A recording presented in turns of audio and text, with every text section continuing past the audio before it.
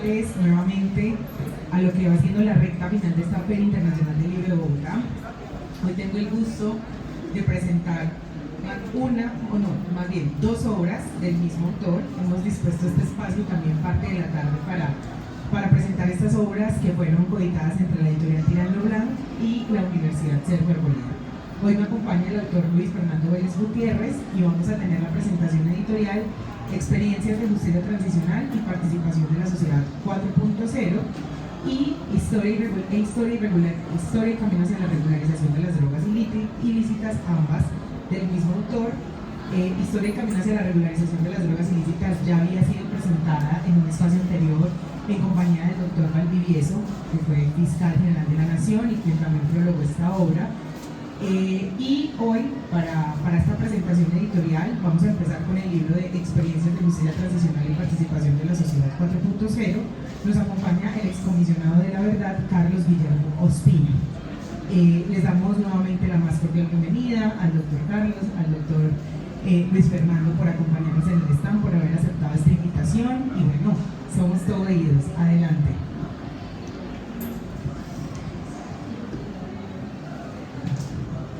Buenas tardes para todas, para todos.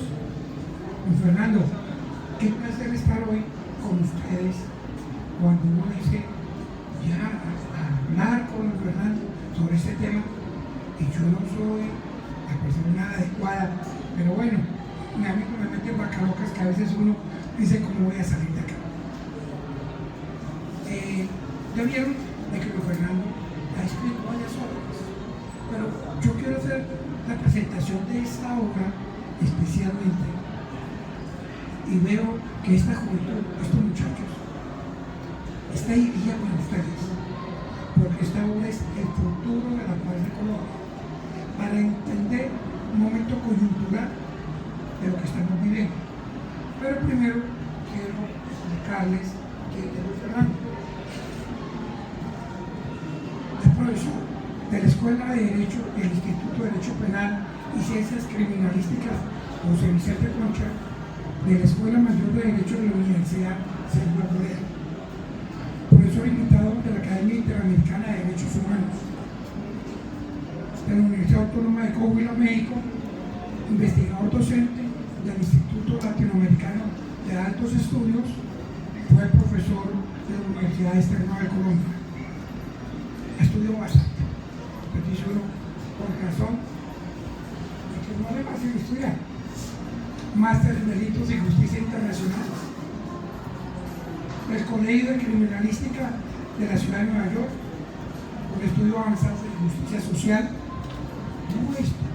Justicia Social y Criminal del Colegio de Boston, Massachusetts, especializado y con maestría en Derecho Penal Criminología de la Universidad Externa de Colombia, abogado de la Universidad de la Colombia, doctor honoris causa, clausura doctoral iberoamericano de México.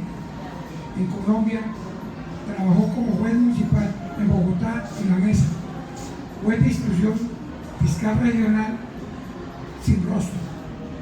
Entonces, de pronto tú les dices mayor cosa, que era ser un fiscal sin rostro. Los jueces sin rostro jugando en Colombia hicimos una barbarie con el narcotráfico.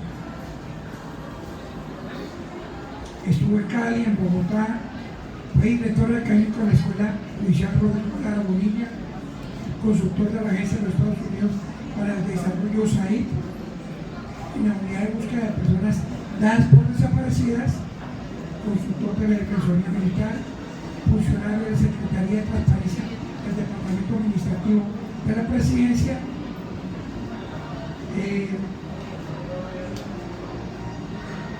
tiene también en el campo internacional,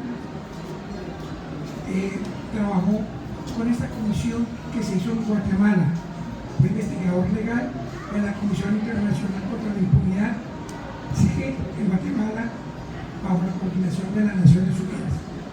Y yo de pronto, si fuera de denuncia, no lo que relata en el libro, tendríamos aquí todos los páginas que leen. Lo más importante es que hoy está con nosotros y que sabe. Entonces, sin más preámbulo, la primera pregunta es de cajón.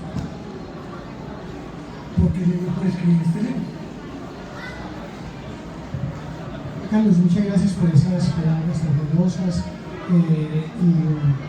Bueno, la verdad, yo también tengo que hacer una pequeña presentación de Carlos, porque Carlos es uno de los 11 comisionados a la Comisión de Esclarecimiento de la Verdad en el país, que es muy importante, pero su informe, y es una persona que conoce mucho la historia, muchísimo la historia. Cada uno nos sorprende el amor que tiene por mi país, y sobre todo es un tema que toco en el libro, y es la necesidad de memoria histórica. Definitivamente, cuando un país no tiene memoria, o cuando una persona no tiene memoria, pues comete los mismos errores seguidos, y ese es un tema que hay que tratar de destruir. ¿Por qué me interesó escribir este libro? La verdad es muy simpático, porque a ver, les cuento la anécdota. A la gente le gusta escuchar anécdotas, y por eso quiero empezar con anécdotas. El gancho es el siguiente: yo trabajaba como director del CPI en Cali, director regional del CPI, nos tocó todo el proceso 8000, primero la captura de Rodríguez Venezuela, nos tocó estar allí en la captura de los líderes del cartel de Cali, y yo sentía la necesidad de salir del país, porque pensaba que podría estar corriendo riesgos con mi vida y mi familia. Así lo hice. Creo que tomé una buena decisión. La persona que me reemplazó luego de la ocasión de matar, muchas personas mataron en Cali para esa época, y me tocó irme para Estados Unidos sin saber inglés, como cualquier otro inmigrante, y allá, luego de aprender más inglés, me fui a la Comisión Internacional contra la Impunidad en Guatemala, y allí fue a hacer unos buenos ahorros y decidí invertir esos ahorros en educación. Hice una maestría en Georgia College of Criminal Justice. La semillita donde sembré este tema de justicia transicional fue en Georgia College of Criminal Justice. En una de las visitas que hizo el doctor Alfonso Valdivieso a Guatemala, antes de empezar la universidad, me regaló un libro de justicia transicional. Yo no tenía ni idea qué era eso, como seguramente muchos de los que están escuchando, que es justicia transicional, pero me enamoré. Y me enamoré como cuando uno se enamora de una chica que no quiere, o de la novia, o de la mujer, y la esposa, hay que conocerla. No solamente es apariencia, sino que hay que conocerla. Y empecé a meterme más en el tema de justicia transicional. Porque, Carlos, y me acuerdo muy bien que mis compañeros en esa maestría que hice en Nueva York, me decían, para la clase que tenía, me decían, oigan, ¿y eso qué es justicia transicional? Se reían. Pues, extranjeros eran de países, incluso turcos, tuvimos buenos amigos turcos de Europa, que eran compañeros de clase, y ellos se reían en la clase y me decían, ahora viene la exposición de mi Fernando, justicia transicional. ¿Eso por qué se come? Y yo decía, bueno, estoy hablando de lejos, pero es por un país que no duele. Es como llegar a negociaciones y todas esas cosas. Ellos me atendían y me escuchaban, pero incluso la profesora me pareció interesante, y eso me motivó para empezar a escribir sobre justicia transicional.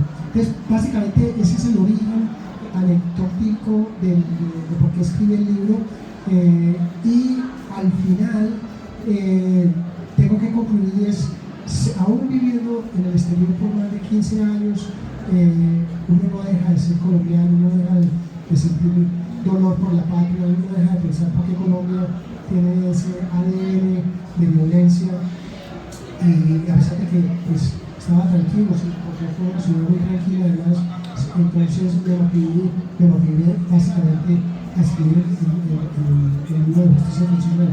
Luego empecé a meterme con el tema de como era consultor, me daba cuenta que las consultorías internacionales no tenían ninguna validez a nivel de organizaciones internacionales si no estaba la comunidad internacional, la comunidad civil, los civiles estuvieran, la sociedad civil estuviera involucrada. Entonces me involucré también con el tema. Me contagié de la importancia de cuando haya proyectos hay que hacer que la comunidad participe. Y luego me contagié del tema de la tecnología. Hoy, por ejemplo, inteligencia artificial, la nube, Facebook, todo este tipo de cosas, redes sociales. Entonces dije, pues pongamos el libro de esa manera. Se llama Experiencia de Justicia Transicional, Participación en la Sociedad 4.0. Y 4.0 es la cuarta revolución industrial.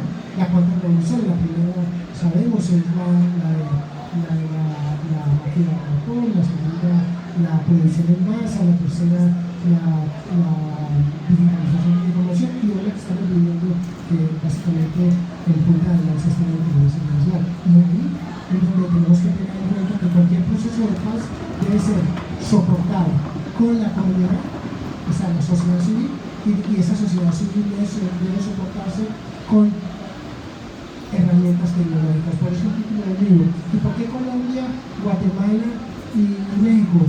Porque es bien interesante, Carlos, y aquí termino con la introducción, pero es el título del libro.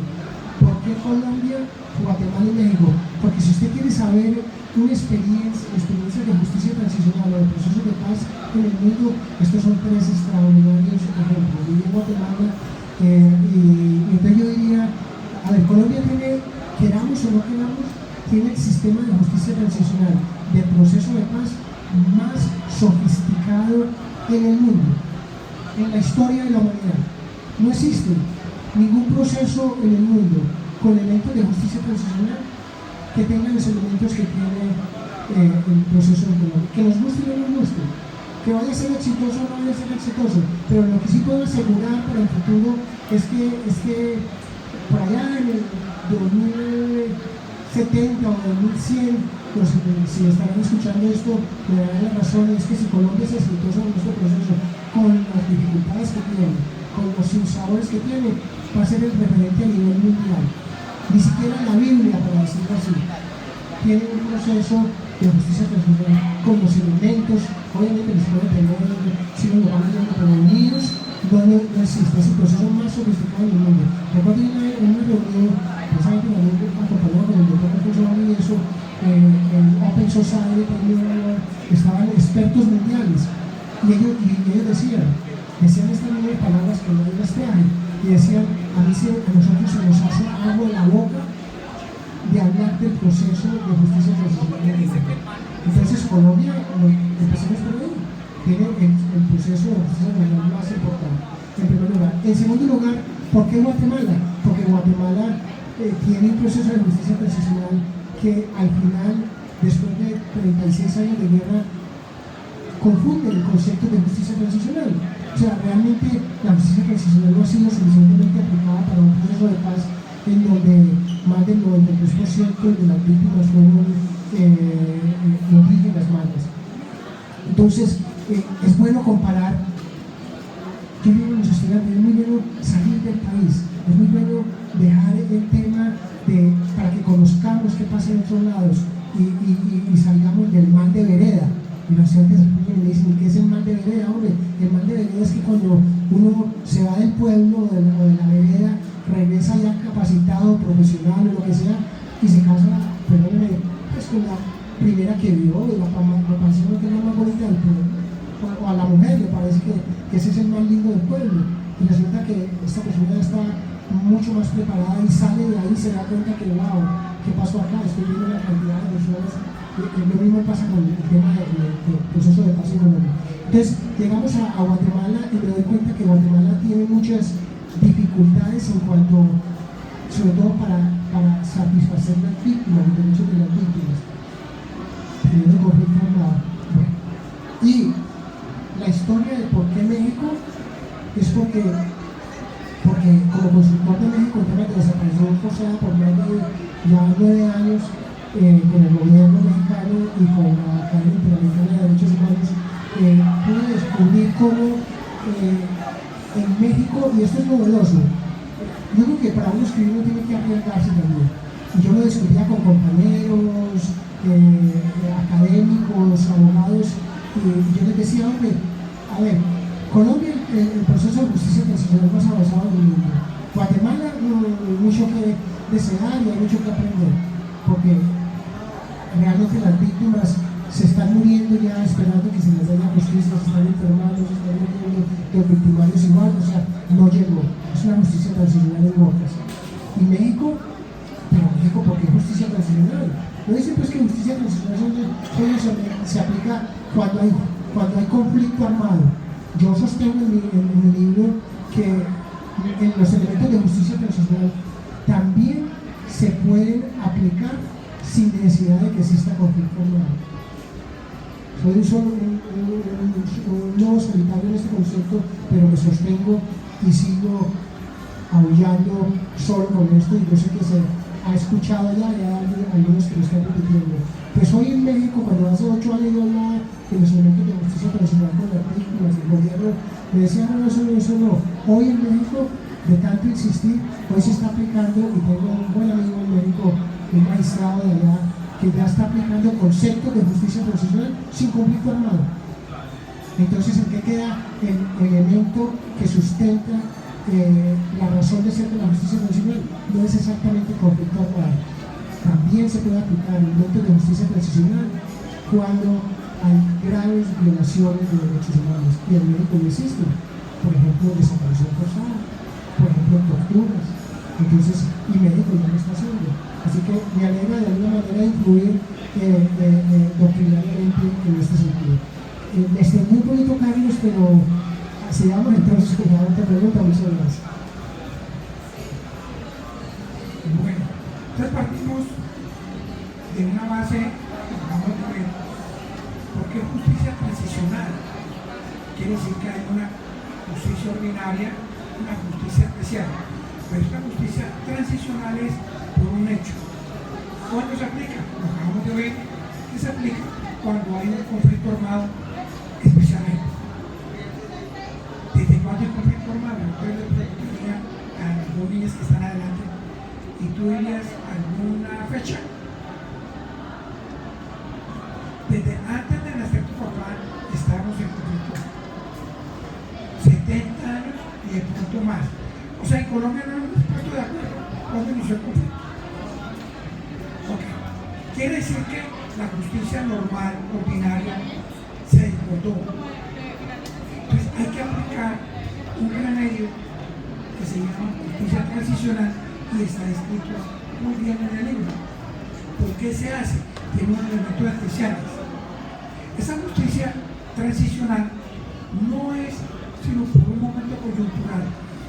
Pero en Colombia, que hubo un conflicto armado, se hizo unas conversaciones, un acuerdo con la guerrilla más grande que existía, la FARC y el gobierno colombiano, un momento de calma, pero siguieron los demás conflictos.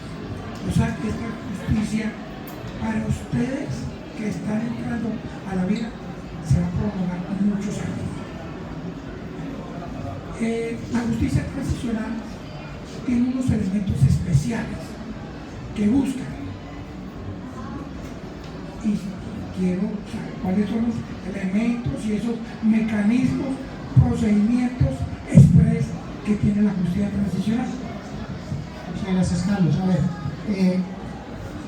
hablamos de justicia transicional, me parece un tema académico, parece un tema de las élites políticas, económicas. Pero miren, yo quise, cuando empecé a escribir el libro, yo quise que el tema de justicia transicional llegara a su casa. Yo quise que el tema de justicia transicional, en términos de un artista, llegara a colores. Entonces yo hablo de justicia transicional para entenderla a colores. Yo soy un amante de la psicología de los colores. Entonces, por ejemplo, ustedes sabían que el azul es el color de la verdad, es el color de la confianza. Los bancos lo utilizan mucho en reuniones, por ejemplo, cuando son discusiones, se ponen al fondo. Me sucedió en Boston en un reclamo que hice en una cooperativa de un banco básicamente, y me dijo, señor, usted estaba un poquito alterado, ¿por qué no se siente aquí? Y había un cuadro hermosísimo, unos colores azules hermosos, y al momento que ya estaba yo, me dice, ahora pues no hablar, y como yo sabía de temas que me gusta el tema de la psicología de los colores, dijo, y ustedes ponen este cuadro, y me dice, lo hacemos para personas que vienen listas y nos ayuda muchísimo el color. Entonces, el verde, por ejemplo, el renacida, el blanco, la paz, tiene un significado, el negro, autoridad. Son muchas historias que les puedo contar de eso de los colores, pero en términos generales le puse color a la justicia transicional. Y si hablamos de los elementos de justicia transicional, voy a contestar en colores.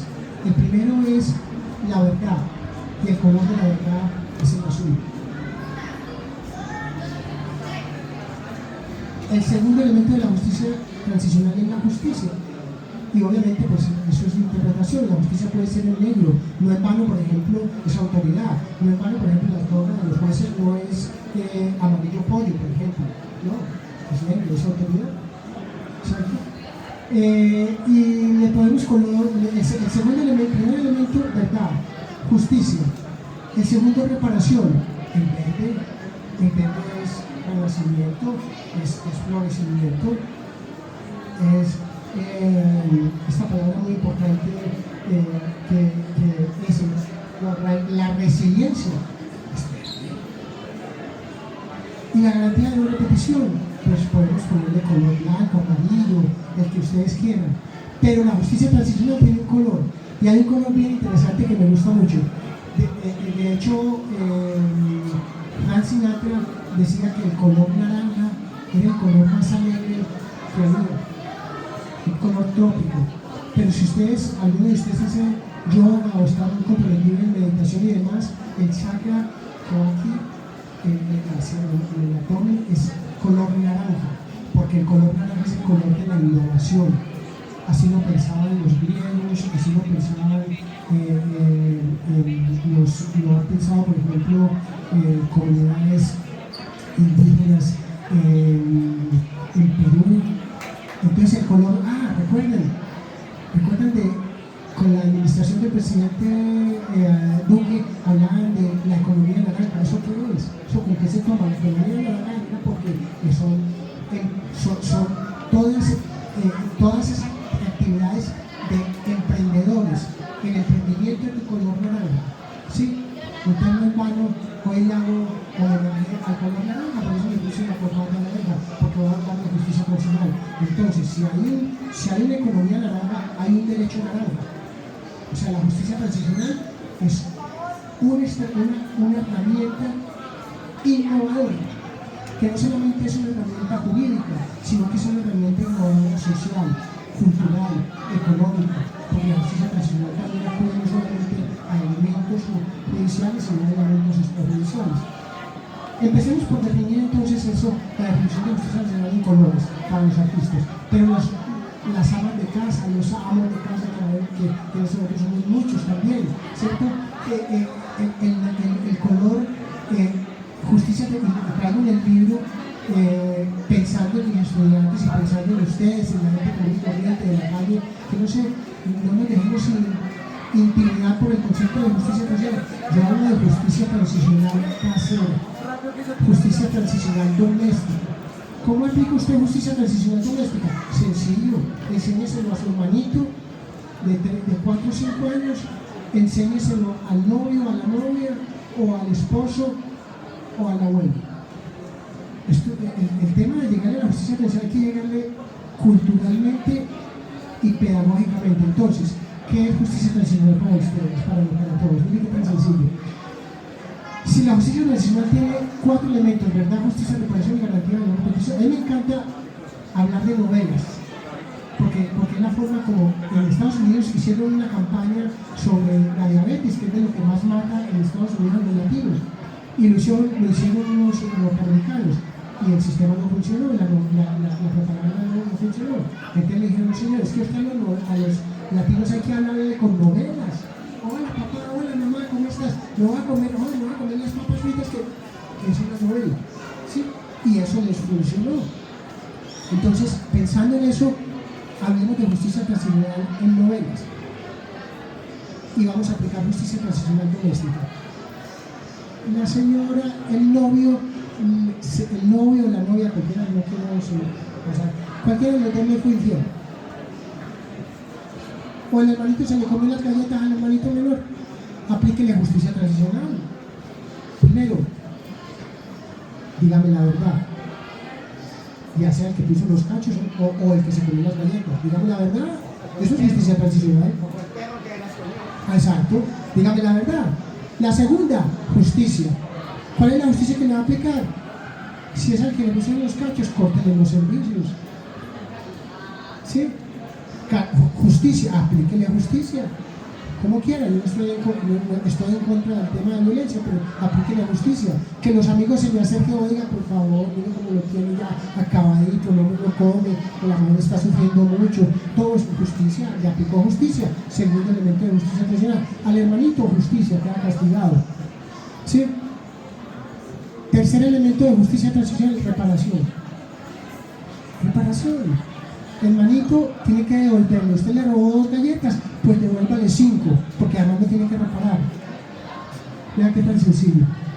¿Sí? Y en la reparación hay un elemento muy interesante que se llama la indemnización, la restitución, devolver la galleta, la indemnización, la rehabilitación. Hombre, la señorita o el señor tuvo que era el psicólogo, pues tiene que pagarle todos los daños que le ha hecho. Quería ir a Dubái, pues invítelos, parte de la reparación. Pero hay un elemento que me gusta mucho en el tema de justicia transicional en cuanto a la reparación integral, y es la satisfacción. Ojo con esto. Yo digo a las estudiantes, esto no es para que lo aprendan y me lo repiten en los parciales, no, eso es para que lo apliquen en casa. ¿A usted no les ha pasado, a quién no le ha pasado, como dicen en la radio, a quién no le ha pasado que la novia o el novio, el marido o la esposa dice, ay, ya, le pido perdón y listo? Eso no es suficiente. Hay que reconocer. La satisfacción implica 2 elementos: el reconocimiento y el pedir perdón. O hay veces la pareja le dice, ay, yo reconozco, sí, yo lo hice, ya. No, eso no es suficiente. Reconoció, pero le faltó pedir perdón. Hay que tener 2 elementos. Al hermanito hay que decirle, pídale perdón a su hermano por haberse le comido las galletas, eso es justicia transicional doméstica, ¿sí? Y no solamente pídale perdón, reconozca que, porque cuando va a decir, es que usted, no, nada de que usted, es que usted nada, reconozca que cometió el hecho y pida perdón. ¿Y eso con qué se come? Perdón, como digo yo con los estudiantes. ¿Para qué sirve eso? Miren, les voy a contar una anécdota. Estuvieron aquí personas de familiares desaparecidos, incluso de diferentes países. Estuvieron en la Universidad Nacional. Y hubo un reconocimiento por parte del gobierno colombiano, del ejército, un general de la República, que enfrente de todos ellos, incluso en las madres de mayo, y dijeron, estamos reconociendo y pidiendo perdón. ¿Eso para qué sirve? Eso no es como la canción, las palabras se las lleva el viento, no son olas. El hecho de que un gobierno reconozca y pida perdón, ese reconocimiento y ese pedir perdón sirve ya casi que para una sentencia de la Corte Interamericana de Derechos Humanos. Entonces me llamaba la atención que todas estas madres de tanto tiempo que no vinieron a la charla, que no leyeron el libro, que no conocen elementos de justicia transicional, dicen, y ellas decían, nosotros les tiramos tomates y no dejamos, y sí, compañeros, y no sé qué. Y yo pedí la palabra del director y dije, oigan, ¿cuál es el sentido que ustedes tienen? Ustedes saben para qué se mueven, porque los que estaban pidiendo perdón. Por favor, ustedes no saben las implicaciones que tiene eso, el reconocer y pedir perdón. Bien, eso desde el punto de vista internacional. Y el último elemento, en justicia transicional doméstica, garantía de repetición. No le vaya a ocurrir prender el sofá, porque eso no va a ser garantía de no repetición.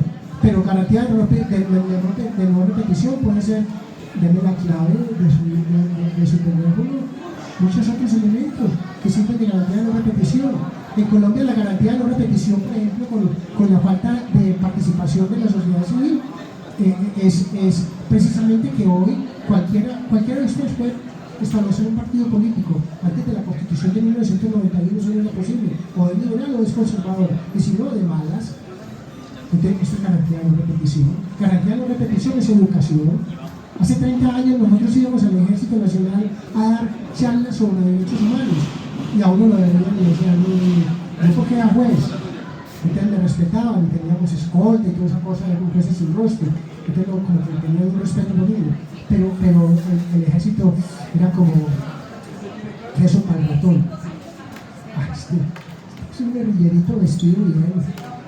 Pero hablando aquí de derechos humanos, que vaya para el carajo. Hoy en día, si usted quiere ser Si quiere ascender en las Fuerzas Armadas, usted tiene que demostrar que ha estado haciendo cursos sobre derechos humanos. Si usted quiere ser general de la República, por favor, muestre los credenciales sobre derechos humanos. Es decir, eso es garantía de repetición. Entonces, 3 elementos. Hemos visto justicia nacional, qué difícil es, ¿no?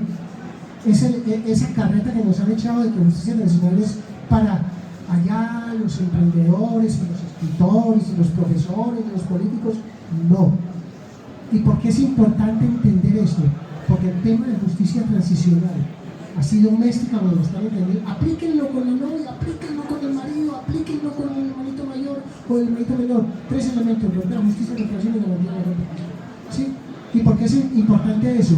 Porque cuando todos entendemos el tema de trabajar en justicia transicional, implica necesariamente un cambio de chip, un cambio cultural en el país. Hombre, uno se pregunta por qué, a mí me duele el país, y me duele muchísimo porque, y lo tengo en el libro, todo lo que estoy hablando aquí lo tengo en el libro.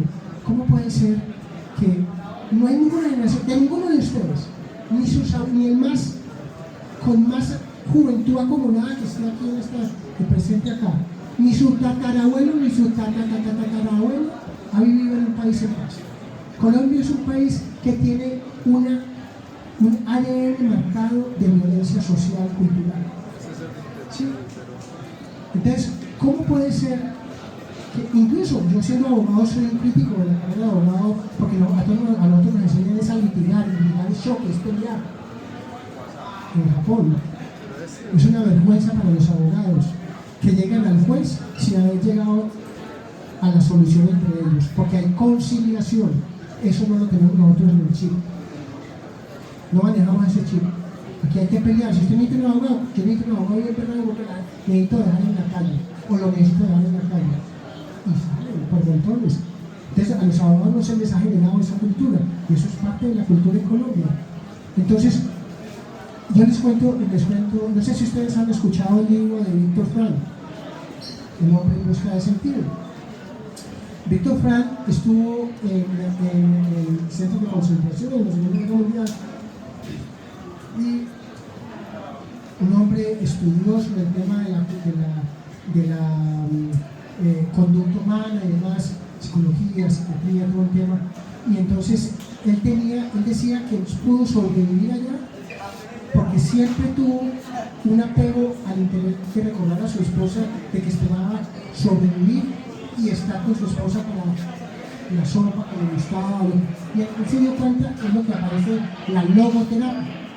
La logoterapia no es más que el estímulo, las personas en situaciones muy difíciles, siempre y cuando uno tenga un motivo por el cual vivir, no importa cómo le toque pasar ese trabajo malo. Pues él enseñó esa logoterapia. Pero ¿qué pasa en esa logoterapia? Él mantenía un número acá. Lo que hicieron con los judíos era ponerles un número con la intención de deshumanizar. Usted ya no se llama Claudio, usted ya no se llama Jorge, usted no se llama Jaime, usted ya no se llama Lisbeth, usted tiene un número. Y eso nos ayuda a deshumanizarlos. Entonces él mantenía un número acá. El número de Víctor Frank era, en el nombre en busca de sentido, era el 111, 119, 104. Y él contaba en su libro que era tanta la deshumanización que se lograron, que su mejor amigo o su gente, cuando se suicidaban o se morían ya casi que de hambre o agotados con heridas en todos los lados, ya la insensibilidad que había en esos centros de concentración era absoluta. Si se suicidaba, tiene sin cuidado. Si no puede caminar, ¿qué tiene sin cuidado? Pues bien, yo les voy a decir una cosa, y lo digo con dolor, pero con absoluta certeza. A todos los colombianos, nosotros los colombianos, tenemos un número marcado aquí, que es el 119-104, porque perdimos la sensibilidad. ¿Cuántos muertos? No importa. En Bogotá hoy son 11 muertos violentamente en Bogotá. ¿A quién no importa? 26 bicicletas diarias. ¿A quién no importa? No hablamos de abuso de niños, asesinatos de mujeres. Ya no nos importa. Yo tuve la oportunidad de visitar Costa Rica. hace 8 años. Y en Costa Rica mi sobrino me decía que estaba casada con un tipo, me decía, "Ay, Fernando, aquí esto es tan tranquilo, que aquí es noticia nacional cuando se roba una bicicleta". Esto aquí no es ni siquiera noticia. Y me tocó casi que presenciar en el Transmilenio a un muchacho saliendo de la Universidad de Corea que lo apuñalaron. Eso no fue noticia, Chaco, eso murió, eso no fue. Entonces, tenemos con absoluta ese número marcado acá, el 119.4. Pero no quiero asustarlos, simplemente yo les estoy transmitiendo mi preocupación. Carlos, despedimos a el turno. Una de las cosas que esto conlleva, que cuando uno empieza a hablar sobre justicia, sobre la parte social, sobre las víctimas, sobre la reparación, se entusiasma mucho y quiere hablar tú lo que conoces. Y bueno, sobre toda la experiencia que como Luis Fernando la tiene. Hemos visto que el conflicto colombiano es muy largo y que la justicia ordinaria no funcionó, pero siguen ese grado de violaciones a los derechos humanos, esas infracciones al derecho internacional humanitario. Seguimos en un conflicto. Ya no es un conflicto armado no internacional, sino también una actividad criminal transnacional. Entonces, ¿cómo aplicar la justicia transicional en estos casos para que funcione? Pero cuando él nos hablaba que la gente quiere justicia, en primer lugar, verdad. Saber qué pasó conmigo, qué pasó con el desaparecido, por qué le hicieron eso a él o a su familia o a su medio ambiente. Es que el campesino, cuando sufre que hicieron una voladura de un oleoducto, sufre porque ya no va a sembrar igual, con la espiritualidad que tenemos todos. Queremos saber la verdad. Y la verdad, luego desencadenamos la justicia. Ahora, ¿qué vamos a hacer? La ordinaria dice, cojan los presos, metan los 50 años a la cárcel y si es extrema, hasta la pena de muerte. Pero eso recorre un ciclo, una espiral de venganza. La justicia transicional es, vamos a hacer justicia retributiva o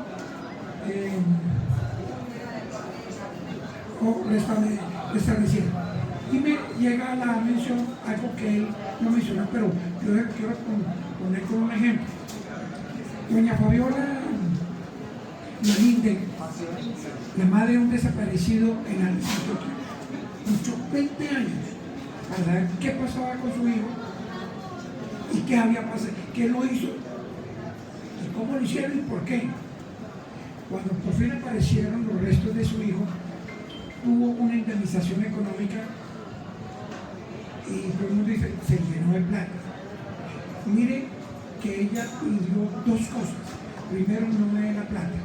Vamos a construir una escuela para las nuevas generaciones en donde fue enterrado mi hijo. Y fue en Jardín Antioquia donde yo vivo. En Andes, Antioquia. Y allá quiero que la construyan los que ya no estaban, pero tuvieron que ver los militares que mataron a su hijo y lo desaparecieron. Entonces, estaban contribuyendo a que se hubiera llamado la justicia. Ella no pidió que lo metieran en la casa, no pidió que lo encerraran toda la vida. Vamos a construir la escuela. Pero tienen que ser los que, o supuestamente, los herederos de esa parte. Pero lo importante es que por las tardes, con ese calor, doña Fabiola le llevaba agua y panela y agüita a los soldados que estaban construyendo la escuela y empezó a haber una conversación, se hicieron amigos y ella paró de sufrir. Se sintió realmente como que tú acabas de decir, quiero dárselo a ustedes jóvenes para que vean que no es venganza. Y esta justicia obra en la parte social, emotiva de ellos. Otra de las partes que, resumiendo que hay acá, tienen que ver hasta dónde nosotros damos el perdón, hasta dónde nos volvemos, que el país necesita es una reconciliación, en primer lugar una convivencia para llegar a una reconciliación, que es lo fundamental, vivir en paz. Bueno, teniendo esto, hay dos elementos muy especiales en la justicia especial que encontramos un poco en el libro. Cuando tú me dijiste que decía el prólogo, yo llegué y dije, hay otro libro más de justicia transicional. Después encontré una biblioteca como este espacio y que nos habla. Y nos dicen artículos, elementos, normas internacionales, lo que vean. Pero cuando yo leí este libro, dije, oigan,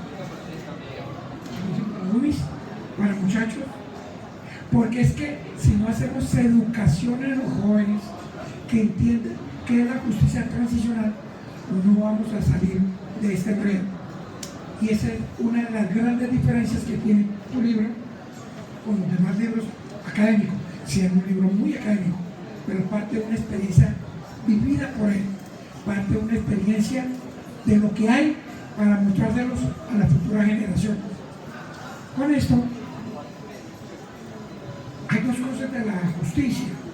Hay una parte judicial y una parte no judicial. Entonces la gente pregunta hoy en día, ¿cómo así? ¿Cómo que una justicia no judicial? Cuéntenos qué es eso. Muchas gracias, Carlos. Mire, es que quiero, antes de responder una pregunta, lo importante, bueno, casualmente yo soy de Andes, y no sabía esa historia. Y porque es importante entender las formas de acercamiento de justicia transicional, porque se acaba el diálogo de aquí, ese diálogo que lo escuchamos mucho, aquí lo que hay es bala. Ese es el diálogo para cuando estamos hablando del tema del proceso de paz en Colombia o las diferencias políticas que hay. No, cuando yo estoy hablando con un interlocutor que sabe del tema de justicia internacional, no importa en la orilla que se encuentre, y ese sabe que también está hablando con otra persona que sabe al respecto, pues hay un diálogo donde no es gritando, es de conocimiento mutuo. Por eso yo pido, es importante en el libro, por ejemplo, que como garantía de no repetición, esto debería ser en cartillas. Me contaba el comisionado que propuso eso, pero que de pronto salía muy caro. Yo pienso que más caro, que el modelo que costaba que era más caro en ese momento, pero me parece que es más caro no tenerlo. Hay que educar a los niños. En Alemania, por ejemplo, olvídense de tener la bandera nazi y todas estas cosas, el símbolo nazi, desde chiquitos saben qué hicieron. A nosotros, ¿por qué no nos educamos en temas de justicia nacional con un tema más conciliado? Pero bueno, eso era lo que quería mencionar. Ahora, en cuanto a la respuesta de qué es judicial y extrajudicial. Obviamente, cuando se hace el proceso de paz, la justicia transicional no solamente son elementos judiciales, son elementos extrajudiciales. Lo judicial es que van los jueces, y lo extrajudicial que no van los jueces. Entonces, lo extrajudicial, por ejemplo, Carlos, que estuvo en la Comisión para el Esclarecimiento de la Verdad, es extrajudicial, porque eso no van los jueces, es simplemente una memoria escrita de la sociedad colombiana donde se establecen, se reconocen o se estudian las causas de la violencia en Colombia y hay unas recomendaciones para hacer eso no es judicial. Y hay otra que es la unidad de búsqueda de personas dadas por desaparecidas, no es judicial. Y para completar aquí en la unidad de búsqueda de personas dadas por desaparecidas, quiero traer a colación la decisión de la Corte Constitucional que ha cumplido un papel muy importante en la sentencia 067, si no estoy mal, del 2018, cuando revisó el decreto que creó la unidad de búsqueda de personas desaparecidas y que tiene antecedentes incluso en México y en otros países, lo digo por experiencia propia, y es que al final la Corte Constitucional dice que la unidad de búsqueda de personas desaparecidas es un componente extrajudicial. Cualquier persona puede ir a la unidad de búsqueda de personas desaparecidas, no cualquier persona, pero la persona que ha desaparecido a alguien, puede ir a la unidad de búsqueda de personas desaparecidas y decir dónde está, miren, está en tal lado, y no lo puede judicializar. ¿Por qué? Porque es de carácter humanitario y extrajudicial. Y el hecho de que sea humanitario quiere decir que lo que pretende es aliviar el dolor de los familiares de las víctimas que buscan y no han podido hacer ese luto y ese rito. Entonces por eso la Corte dice, no, a esta persona no nos puede judicializar. Interesante, y eso se exportó a México en este momento. La ley de víctimas y restitución de tierras en Colombia es el modelo a nivel internacional y mundial. México lo copió prácticamente. Y así lo están copiando países. Entonces eso es como la diferencia. Bueno, miramos esta dinámica de la justicia transicional. ¿Qué busca la justicia transicional? ¿Cuál es su procedimiento, su investigación? ¿A qué quiere llegar? Es bien interesante. Justicia transicional no es más que el dilema de la justicia transicional es hacer justicia o negociar la paz. En esas estoy. ¿Qué hacemos? ¿Hago justicia o negocio la paz? Entonces, si el diálogo mío es hacer justicia, pues la contraparte le dice, venga por mí. Venga por mí si está berraquito. Llevamos 70 años en guerra. Yo le pongo otros 70 si quiere. Yo no estoy manco, estoy armado. Entonces ese es el dilema. ¿Hacemos justicia o no? O el otro sería llegar a un acuerdo, hacer la paz. Pues hacer la paz no hay ni siquiera un divorcio bien llevado donde sea perfecto. Siempre hay que ceder, siempre hay malestar por un lado, siempre hay disidentes. En todos los procesos que pasan en el mundo hay disidencias. Entonces, en conclusión, justicia transicional, el dilema de justicia transicional es hacer justicia o negociar la paz. Y ahí es donde tenemos que entrar. ¿Y cómo hacemos la paz? Lo vemos que hay que saber los hechos graves de violaciones a los derechos humanos, infracciones. En primer lugar es cuál es el hecho. En segundo lugar, quién lo hizo. Tercero, cómo lo hizo. Pero viene una pregunta que es muy social. ¿Por qué lo hizo? ¿Qué lo motivó? Y cuando esas respuestas, la justicia transicional se han dado, podemos llegar a decir que podemos prevenir la repetición. Y es una forma de la no repetición de los pueblos, por lo cual es tan importante esta justicia transicional. Podemos decir entonces que aquí hay una batalla por la verdad, hay una batalla ideológica, hay una batalla de posiciones. ¿Cómo zanjar eso? Yo creo que a un lado las víctimas, a un lado los perpetradores victimarios, los otros los terceros que se han visto afectados en esto. Y entonces cada quien tiene su punto de vista. Cada uno tiene su punto de vista y por eso es importante informarnos. Esa es una de las recomendaciones más importantes, esenciales en el tema de justicia, informar a una sociedad. ¿Cómo podemos informar a una sociedad si eso es un tema que se ve de los actos académicos o se ve de los políticos encargados y no es el común del pueblo? Y a eso quiero llegar. Esto es un tema que tenemos que bajarlo de nivel, tenemos que verlo en colores, tenemos que verlo en la casa, doméstica, como les dije anteriormente.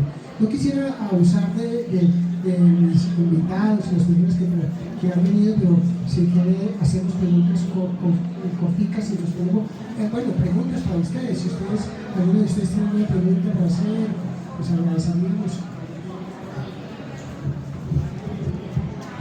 Yo tengo una pregunta cortita, pues aprovechando que hay gente muy joven, ¿no?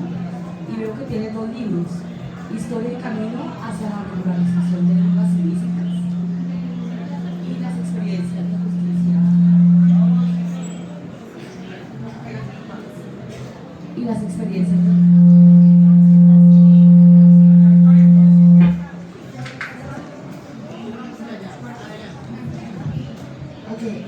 hay 2 libros, ¿no? Historia y Camino hacia la regularización de las drogas ilícitas y las experiencias de justicia transicional. Entonces la pregunta que yo te voy a hacer sabemos que el motor de los conflictos, por ejemplo, el conflicto armado en Colombia, fue el narcotráfico. Y yo quisiera hacer una pregunta que una los dos libros, ¿sí? Y es cómo el conflicto relacionado con las drogas ilícitas representa algún desafío o algún impedimento para la justicia transicional. Victoria, una excelente pregunta. A ver, yo siempre he dicho que Colombia, para mí, en mi opinión, son los factores. Primero, tierras. Mi hermano, por ejemplo, el acuerdo de paz en el punto 1 es tierras. Y mi hermano, la paz, tiene su origen de la Catania, de todo el tema de tierras. ¿Sí? Segundo, para mí, participación política. El Frente Nacional, en mi opinión, fue una fórmula miope, diría pobre de la clase política nuestra, sin visión, porque lo que hizo fue, y obviamente no quiero ir sensibilidades con esto, pero estoy hablando desde el punto de vista crítico, académico, histórico. ¿Cómo puede ser que le digan a usted liberal y usted conservador? Usted va a gobernar por tanto tiempo, usted por tanto tiempo, usted es azul y usted rojo. Mientras usted gobierna, yo le doy un pedacito, ¿por qué? Mientras usted gobierna, yo le doy un pedacito a usted. ¿Y qué pasa si yo no soy azul, ni soy rojo, soy verde? Entonces, participación de la sociedad civil. Participación política, eso ya se ha revelado muchísimo después de la Constitución de 1991, que ahora es estrictamente liberal y conservador. El país está para más democracia, una democracia más abierta. Entonces, eso me parece importante. Entonces, hablamos. El primero, tierras. La segunda, participación política. Tierras, seguimos trabajando muchísimo eso. Ya el gobierno estableció una movilización armaria. En estadísticas de hace 10 años casi, eso ha cambiado un poco. El 52.2% de la población fértil en Colombia era de propiedad del 1.1% de la población. Entonces, obviamente, es desigualdad, obviamente, pero en eso se viene trabajando. El tercer elemento es corrupción, que en mi opinión, a mí me parece que ahí se quedó corto el acuerdo de paz, corrupción. Los principios de Chicago sobre justicia transicional están en el tema de corrupción, que es muy importante. Y el cuarto punto, y ahí va a dar su respuesta, Victoria, es el narcotráfico. Yo le digo a los estudiantes, para ser decente, para ser más académico, les digo, son estudiantes de primero o segundo, entonces les digo, esa es la meretriz más meretriz de todas. Los estudiantes me dicen, algunos me dicen, profe, ¿y qué es meretriz? Yo les digo, bueno, vamos a hablarlo claro. De todos esos actores, el narcotráfico es la prostituta más prostituta de todas. Es el prostituto más prostituta de todos. Porque se acuesta con todas y con todos. Si eres paramilitar, te ayudo. Si eres guerrillero, te ayudo. Si eres del gobierno, te ayudo. Si eres corrupto, te ayudo. No tienen principios. Y ese sí nos acabó de alguna manera, y perdón la expresión, pero quiero llegar a la gente, sí nos acaba de ver. El tema del narcotráfico en Colombia es un tema supremamente sensible, supremamente delicado, y hay que seguir trabajando. No puede haber paz total en Colombia, por eso complemento, que bueno ese puente que lo hizo reflexionar, complemento con el libro sobre historia, el libro de la regulación de las drogas ilícitas, que es supremamente importante el tema del narcotráfico. Va a ser difícil, no difícil que Colombia vaya a dar paz si no se soluciona el tema del narcotráfico. Es lo que saben hacer.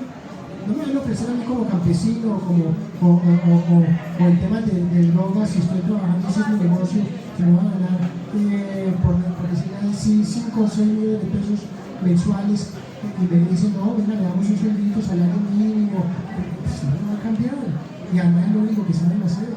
Entonces es muy complicado. Para mí es importante atacar ese tema y el tema de la corrupción obviamente.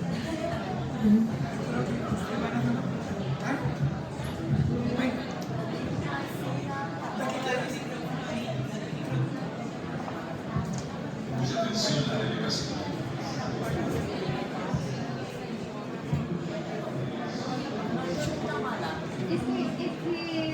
Pues nuestro, digamos que hay muchas cosas pero sí me gustaría saber desde su perspectiva si usted en algún punto fue víctima de conflicto o algo así como para inspirarse a escribir tanto y hablar tanto acerca de la Es una pregunta muy buena. Sí, he sido una víctima víctima del conflicto armado, no inscrito en la unidad de víctimas, en el registro de víctimas, porque moralmente he sido golpeado, me duele el país, o sea, soy una víctima. Hay víctimas directas, víctimas indirectas, víctimas apoyadas en su espíritu, en su parte interna, emocional, pero aquí hablamos del espíritu, y el espíritu está golpeado por eso. Y me duele, me sigue doliendo el país. Así que sí, eso soy una víctima. Moralmente soy una víctima del país. Bueno, con esto quiero decirle que este libro de nuestro profesor Luis Fernando, Experiencias de Justicia, Transicional y Participación, debe ser casi un texto obligatorio en escuelas, que todo el mundo lo entienda. ¿Para qué? Para que la justicia aquí en adelante se pueda implementar. La desconocemos. Inclusive, muchos abogados desconocen que es la justicia transicional. Gracias, profesor. Este libro nos enseña mucho. Este libro está, en primero, con un nivel académico muy alto, pero segundo, con esa sencillez de la casa, de la parte doméstica, para poder entender. Muchas gracias. Un aplauso. Gracias, Carlos. Muchas gracias a todos.